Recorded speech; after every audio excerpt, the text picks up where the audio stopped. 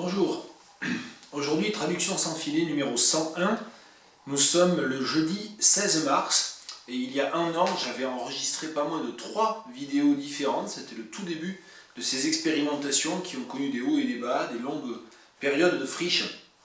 Et aujourd'hui j'aimerais vous parler d'un livre que je n'ai pas tout à fait fini de lire d'ailleurs, qui est un livre du journaliste et écrivain américain new-yorkais Joseph Mitchell, associé au New Yorker, au magazine de New Yorker, dont j'avoue que je n'avais jamais entendu parler. C'est en fait mon libraire à Tours, Laurent Evrard, qui m'en a parlé il y a quelques semaines, car Bernard Höpfner a en fait traduit on va dire, le chef-d'œuvre ou le texte principal que l'on retient de Joseph Mitchell, qui s'appelle McSorley's Wonderful Saloon, je crois, et qui a été traduit il y a en fait bientôt un an maintenant par Bernard Höpfner sous le titre Le merveilleux saloon de McSorley. Et donc comme j'ai pas trop l'habitude de lire les textes en traduction quand c'est des textes en anglais, j'avais cherché à me procurer en fait l'original, le texte original bien sûr, il y a quelques semaines, et en fait presque tous les exemplaires disponibles sur les sites de vente en ligne sont soit d'occasion, soit neufs, mais à des prix prohibitifs. En fait, ils sont tous, même les occasions les plus abîmées commencent autour de 40 € maintenant, et quand j'avais regardé il y a quelques semaines, c'était même au-dessus de ça. Donc je m'étais rabattu, histoire déjà de me faire une première idée, sur un autre texte de Joseph Mitchell, qui est en fait un texte qui vraiment me fascine assez, qui est Joe Gould's Secret. Et Joe Gould's Secret, voilà mon exemplaire, qui est un exemplaire en fait de bibliothèque. C'est un exemplaire assez curieux, parce que c'est un exemplaire de bibliothèque, mais il a une reliure un peu curieuse, qui est une reliure d'origine, qui a l'air pourtant d'être faite de la toile de recyclage, mais en fait il s'agit néanmoins visiblement de la jaquette d'origine, et il est également dédicacé, et je ne lirai pas ici la dédicace, il n'est pas dédicacé par Joseph Mitchell lui-même, mais il est dédicacé en fait par un couple de New-Yorkais à un autre couple qui apparemment allait s'en aller de New York, peu importe. Joe Gould's Secret, c'est un petit volume qui contient 2 textes, un premier publié en 1942, Professor Seagull, le professeur mouette littéralement, et un deuxième plus long qui est, lui pour le coup s'appelle Le secret de Joe Gould, et qui a été publié quelques années après la mort du personnage dont c'est la biographie, Joe Gould, donc une sorte de figure, de sorte de clochard céleste, un peu de figure de la bohème new-yorkaise de l'entre-deux-guerres, toujours sans un rond, toujours en train de gribouiller dans des cahiers, toujours en train évidemment de taper à droite et à gauche ses moyens de subsistance, et évidemment haut en couleur et avec de nombreuses histoires à son acquis.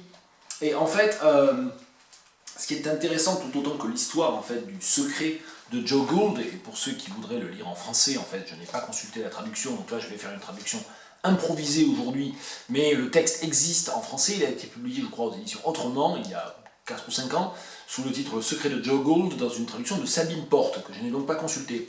Mais ce qui est intéressant en fait aussi, c'est plus presque, je trouve, que le portrait de Joe Gould lui-même, c'est l'image que cela donne évidemment du New York des années 30 et 40, mais plus encore en fait l'image de l'écrivain ou l'image de Joseph Mitchell lui-même s'intéressant à Joe Gould, rencontrant Joe Gould, débusquant ce fameux secret, cette fameuse énigme, et le tout dans une écriture qui est extrêmement précise, extrêmement pointilliste et très évocatrice, et en dépit effectivement de cette espèce de volonté très américaine, on pourrait dire en schématisant beaucoup, de viser au mot juste, de viser à saisir du mieux possible la réalité par le mot juste, il y a en fait des éléments tout à fait baroques aussi dans le portrait et dans l'écriture du portrait. Alors j'ai choisi en fait un extrait d'un des longs passages de discours direct de Joe Gould lui-même, dans lequel il parle de son enfance. J'ai choisi ce passage pour plusieurs raisons, et principalement parce que ça fourmille de difficultés de traduction. The truth is, I wasn't much good at anything, at home or at school or at play. To begin with, I was undersized. I was a runt, a shrimp, a peanut, a half pint, a tadpole.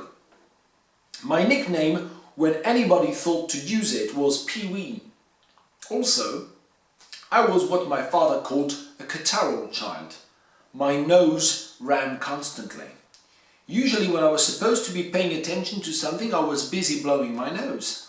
Also, I was just generally inept.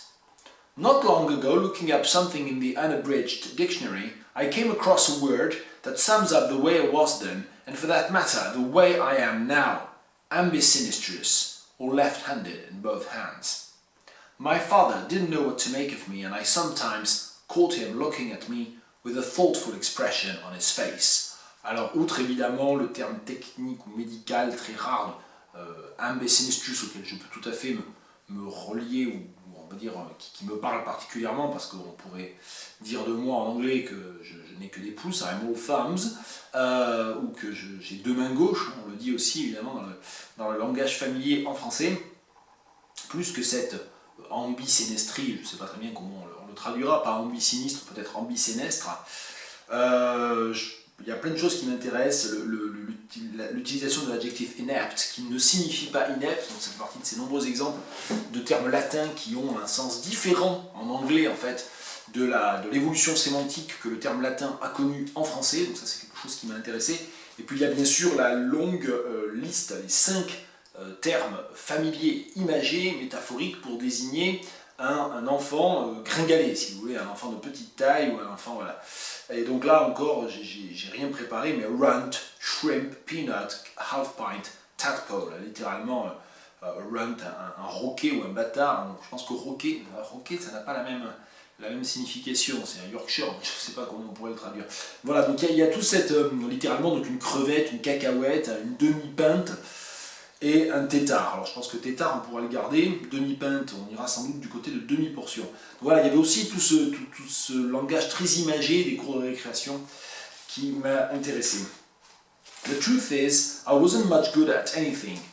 À dire vrai, je n'étais pas bon dans grand chose.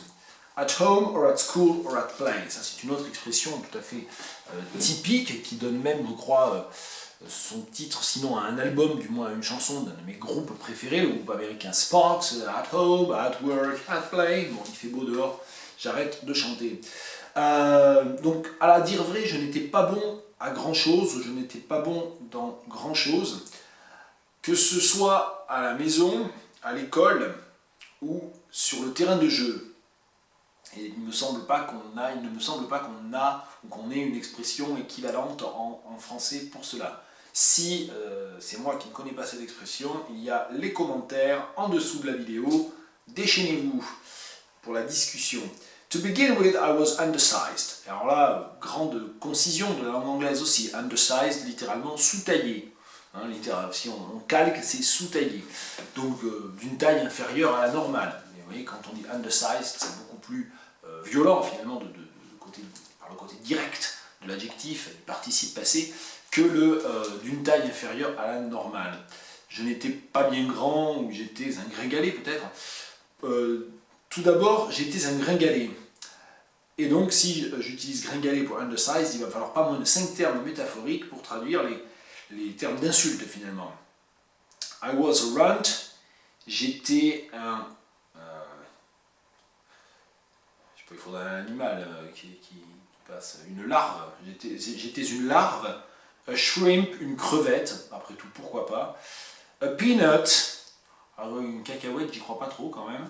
Qu'est-ce qu'on peut dire, un avorton, enfin je sais pas, un avorton. A half pint, un demi-portion. A tadpole, un tétard. My nickname when anybody thought to use it was Pee-wee. J'avais comme surnom, du moins quand on pensait à m'appeler, alors oui, j'avais pour surnom Minus. Mon surnom c'était Minus plutôt. Mon surnom c'était Minus, du moins quand on pensait à m'appeler ou à s'en servir. Also, I was what my father called a catarrhal child. Prononciation du mot catarrhal, j'ai pas vérifié dans un dictionnaire de prononciation. Non attesté, hein, non garanti, donc à vérifier. J'étais également ce que mon père appelait un enfant catarreux. My nose ran constantly. J'avais en permanence le nez qui coulait. Usually when I was supposed to be paying attention to something, I was busy blowing my nose. En général, quand j'étais censé faire attention à quelque chose, j'étais tout occupé à me moucher. Je pense qu'en français, on peut effacer my nose, hein, pas me moucher le nez, quoi, me moucher.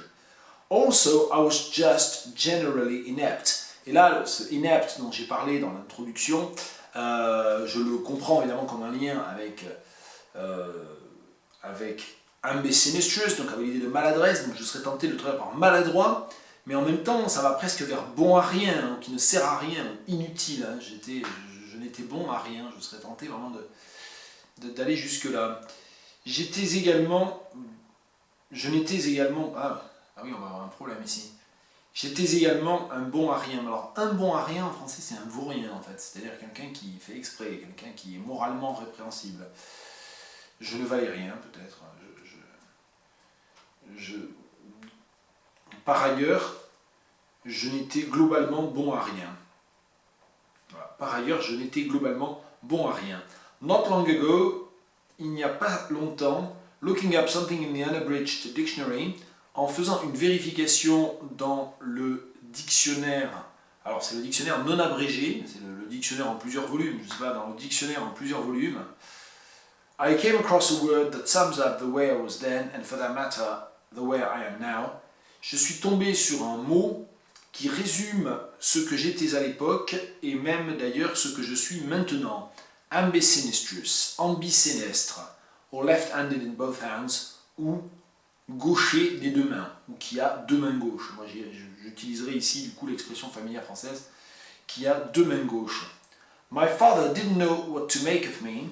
Mon père ne savait que faire de moi, and I sometimes caught him looking at me with a thoughtful expression on his face, et il m'arrivait de surprendre son regard.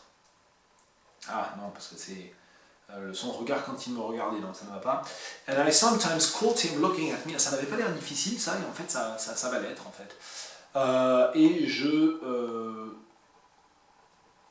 Il m'arrivait de m'apercevoir qu'il me regardait avec une expression soucieuse, et je pense que le on his face, la phrase française est déjà assez lourde, on va s'en passer.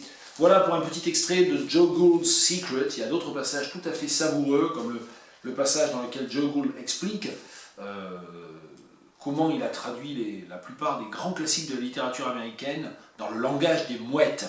Et ça, c'est pour vous donner aussi envie de le lire, si vous êtes arrivé jusque-là dans cette trop longue vidéo.